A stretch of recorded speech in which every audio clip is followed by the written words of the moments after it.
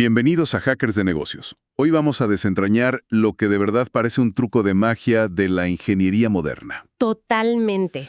O sea, ¿cómo es posible que WhatsApp, una de las apps que todo mundo usa, gestione miles de millones de mensajes? Y fotos y llamadas todos los días.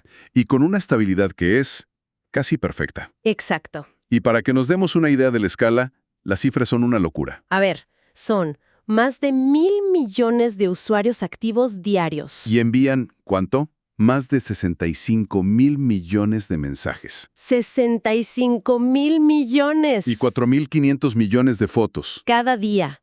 Es brutal. La pregunta es inevitable. ¿Cuál es el secreto tecnológico detrás de esa escala masiva? Y más increíble aún, cómo lo lograron con un equipo de solo 50 ingenieros para sus primeros 1.000 millones de usuarios. Es que ese dato es el que rompe todo. Alcanzar ese nivel de crecimiento, esa transformación digital tan masiva, es un desafío monumental. Para cualquier empresa. Este análisis es posible gracias a 4Geeks, nuestro socio de confianza en transformación digital y crecimiento de negocios. 4Geeks es una empresa de software que impulsa a las compañías a alcanzar su máximo potencial con soluciones tecnológicas a la medida. Muy bien. Bueno, para empezar a desglosar el arma secreta de WhatsApp, creo que tenemos que hablar de una tecnología que igual no es la más popular ni la más brillante hoy en día. Para nada. Pero es absolutamente fundamental en esta historia. Erlang. Para muchos suena algo antiguo, casi olvidado. Sí, como de museo. Exacto.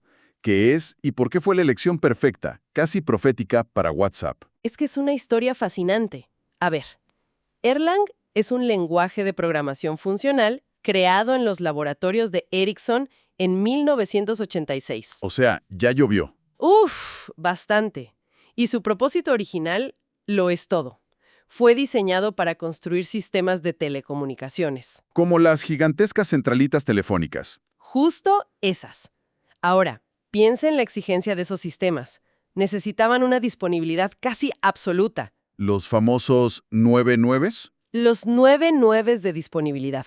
O sea, 99.9999999% de tiempo en línea. Simplemente no podían fallar. Claro. Si se caía la red telefónica de un país, era una catástrofe. Exacto. O sea, no es que buscaran el lenguaje más cool o el más nuevo, sino que fueron a buscar en el baúl de la tecnología algo que ya había resuelto un problema idéntico. Un problema idéntico.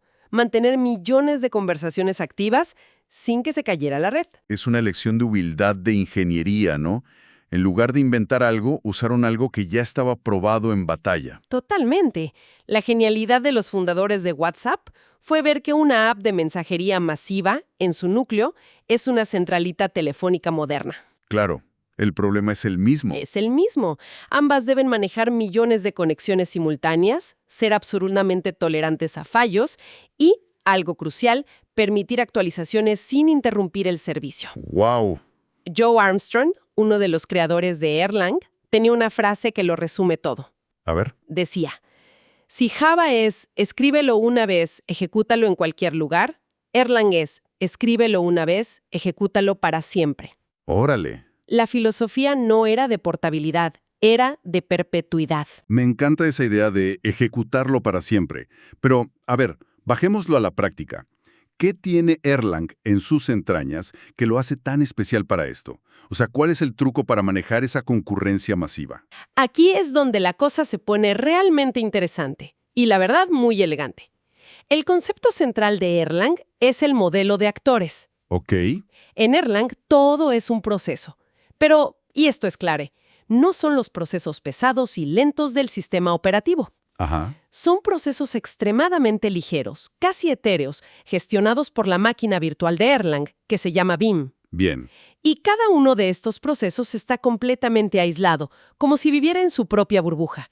No comparte memoria con los demás y solo se comunica enviando mensajes. Como si se mandaran cartas. Justo, como si se mandaran cartas. ¿Y eso qué ventaja tiene? Elimina de raíz los problemas más infernales de la programación concurrente, como los bloqueos o deadlocks. El famoso abrazo mortal. Ese mero. Cuando dos o más procesos se quedan congelados esperándose mutuamente. Al no compartir nada, los procesos de Erlang no pueden entrar en ese tipo de conflictos. Va. Y aquí viene la magia de cómo lo aplicó WhatsApp.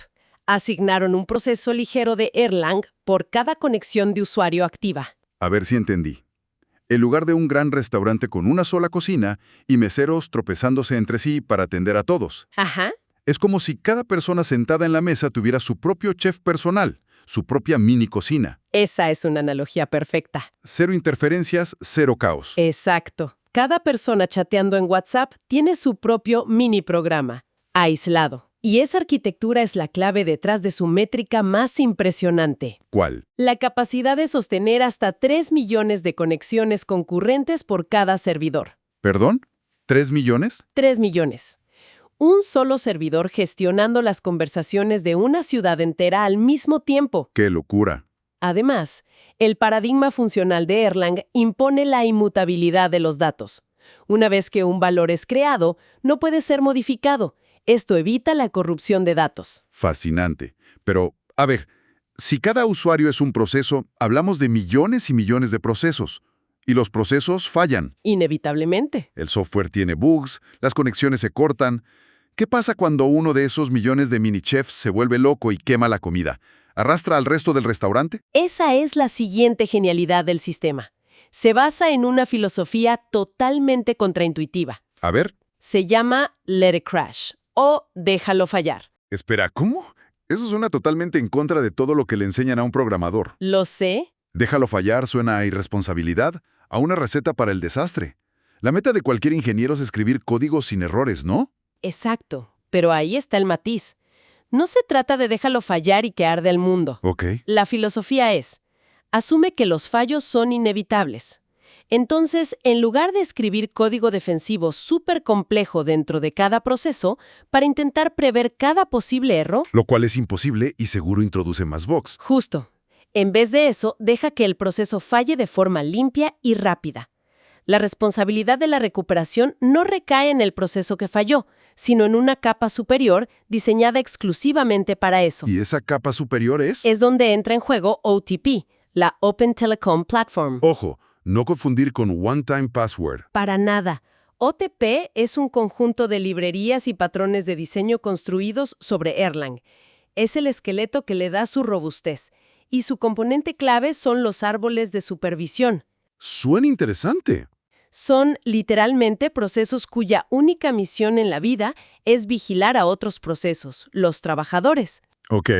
Si un proceso trabajador falla, el mini chef del que hablabas, su supervisor lo detecta inmediatamente y aplica una estrategia de reinicio predefinida. O sea, hay un gerente cuya única tarea es ver si un chef quema la comida y si lo hace, lo saca y trae uno nuevo al instante. Justo así. Y el comensal ni se entera. Apenas. La estrategia más común es one for one, que reinicia únicamente el proceso que falló. El problema queda completamente aislado. ¡Wow! La sesión de un usuario puede fallar y reiniciarse sin que el resto del sistema, ni los otros 2.999.999 usuarios en ese servidor, se enteren. ¿Y qué tan rápida es esa recuperación? Extremadamente rápida, típicamente entre 0.1 y 0.5 segundos. Es más rápido de lo que tardas en parpadear. Exacto. Esta es la base técnica de su tiempo de inactividad casi nulo. El sistema está diseñado para autorrepararse a una velocidad imperceptible. Ahora lo entiendo. No es que el sistema sea perfecto, es que es increíblemente bueno para recuperarse del caos. Es como tener un ejército de médicos diminutos listos para resucitar cualquier proceso al instante. Sí, justo. Y me imagino que esa misma filosofía de no detenerse nunca aplica a las actualizaciones, ¿no? Porque parar WhatsApp mundialmente para un despliegue sería impensable. Impensable y gracias a Erlang, innecesario. Esa otra capacidad casi mágica se llama Hot Code Swapping. Actualización de código en caliente. Correcto, es la habilidad de cargar nuevas versiones de código en el sistema mientras esté en producción funcionando, sin reiniciar el servicio ni desconectar a los usuarios. A ver, para que se entienda la magnitud de eso. En un banco, para actualizar el sistema central, avisan con semanas de antelación y lo hacen un domingo a las 3 de la mañana. Claro, con ventanas de mantenimiento enormes. Y el equipo de WhatsApp podía desplegar una nueva función un martes al mediodía, mientras millones chateaban y nadie se daba cuenta. Nadie. Y si la actualización salía mal, Apretando un botón podían revertirla al instante, cargando la versión anterior del código en segundos. Es un superpoder operativo. Les da una velocidad y una seguridad para innovar que otros sistemas simplemente no tienen. Entendido. Entonces, Erlang es el cerebro que gestiona las millones de conversaciones en tiempo real. Pero toda esa data, los mensajes, las imágenes, tienen que vivir en algún lado. Claro. Me imagino que para el almacenamiento masivo y para que todo esto corra sobre un sistema operativo, necesitaron otra cosa. Erlang no puede hacerlo todo solo. Correcto. La escala extrema requiere optimización en todas las capas del castillo. Y aquí vemos que no fueron dogmáticos. A ver, En la base de todo, usaron FreeBSD como sistema operativo.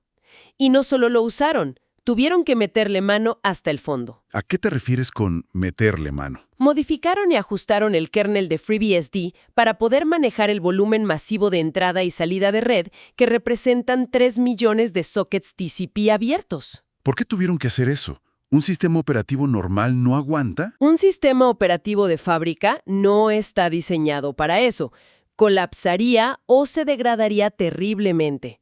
Tuvieron que bajar hasta el nivel más profundo para reconfigurar el stack de red, afinar los buffers de memoria, las tablas de conexión. Fue un trabajo de cirugía a corazón abierto en el sistema operativo. Totalmente. Y esto demuestra que no basta con elegir un buen lenguaje, hay que optimizar todo el stack tecnológico. Ok, sistema operativo modificado. ¿Y qué hay del almacenamiento? Con miles de millones de mensajes, la persistencia de datos debe ser un desafío gigantesco. Gigantesco. Y aquí es donde vemos una arquitectura políglota, usando la herramienta adecuada para cada trabajo. Ok, Dividieron el problema en dos, para lo que se conoce como el plano de control, o sea, los metadatos críticos, como tu estado de presencia, en línea, escribiendo, tu foto de perfil, tus configuraciones. lo que cambia a cada rato. Exacto. Para eso usan Mnesia. Esta es la base de datos distribuida que viene con Erlang OTP. ¿Por qué usar esa y no una base de datos más conocida? Por la velocidad. Como Mnesia vive dentro del mismo universo de Erlang, consultar el estado de un usuario es casi tan rápido como llamar a una función local. No hay que salir a una base de datos externa con toda la latencia de red que eso implica. Tiene sentido. Pero Mnesia no podría guardar miles de millones de fotos y videos, ¿o sí? Ahí entra el peso pesado, supongo. Exacto. Para la persistencia masiva y a largo plazo, el plano de datos utilizan una base de datos NoSQL como Cassandra. ¿Que es famosa por su escalabilidad horizontal? Masiva. Puedes seguir añadiendo servidores a tu clúster de Cassandra casi infinitamente para aumentar la capacidad. ¿Y eso es todo? No, hay más capas. Para componentes de rendimiento supercrítico, como ciertas tareas de escritura de archivos para almacenamiento temporal de multimedia, no dudaron en usar C++, Para obtener la máxima velocidad posible. la máxima. Y finalmente, un punto clave para la privacidad. El historial de chats no se almacena permanentemente en los servidores de WhatsApp. Ah, claro. Reside en el dispositivo del usuario, en una base de datos ligera que se llama SQLite. Y todo esto nos regresa al punto de partida, que para mí sigue siendo lo más alucinante.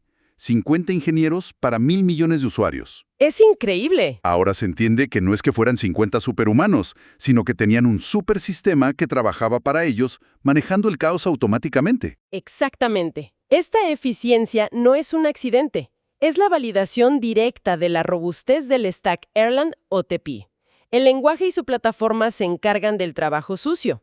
La concurrencia, la distribución, la tolerancia a fallos. Y eso libera a los ingenieros. Totalmente. Reduce drásticamente la necesidad de escribir código complejo para el manejo de errores. Y sobre todo, reduce la necesidad de que los ingenieros estén despiertos a las 3 de la mañana interviniendo manualmente porque algo falló. El sistema se cura solo.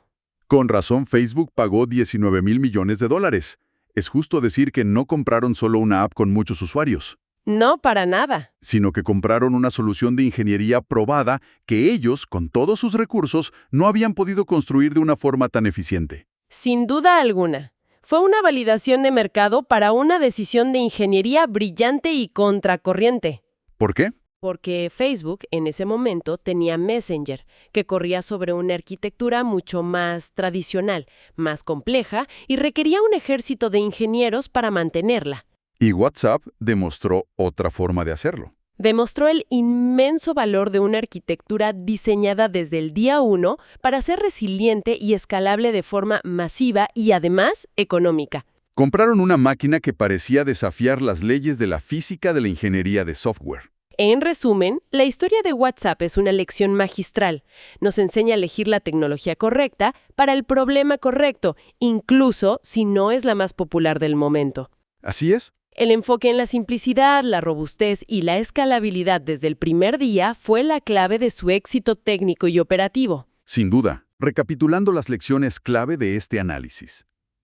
La primera es que elegir una tecnología aburrida pero perfectamente adecuada para el problema, como Erlang, puede ser una ventaja competitiva masiva. Totalmente. La segunda, y quizás la más profunda, es diseñar para el fallo, no para la perfección. Construir sistemas que se autorreparan, que aceptan el caos como parte de su naturaleza, los hace inmensamente más fuertes. Y tercero, una plataforma robusta es un multiplicador de fuerza increíble, permitiendo que un equipo pequeño logre resultados que parecen imposibles. Y todo esto me deja con una reflexión final. La arquitectura de WhatsApp nos enseña que construyeron un sistema inmensamente resiliente al aceptar que las partes pequeñas van a fallar constantemente. Hoy, con tecnologías modernas como Kubernetes, que también adoptan esta idea de contenedores que mueren y se reinician automáticamente. Claro, la misma filosofía. Estamos todos apenas empezando a aprender a escala masiva las lecciones que Erlang y el mundo de las telecomunicaciones nos enseñaron hace décadas, pero aplicadas a un nuevo ecosistema. Es una excelente pregunta. Gracias por acompañarnos en Hackers de Negocios. Nos escuchamos en el próximo análisis. Este programa fue posible gracias a nuestro socio, 4Geeks.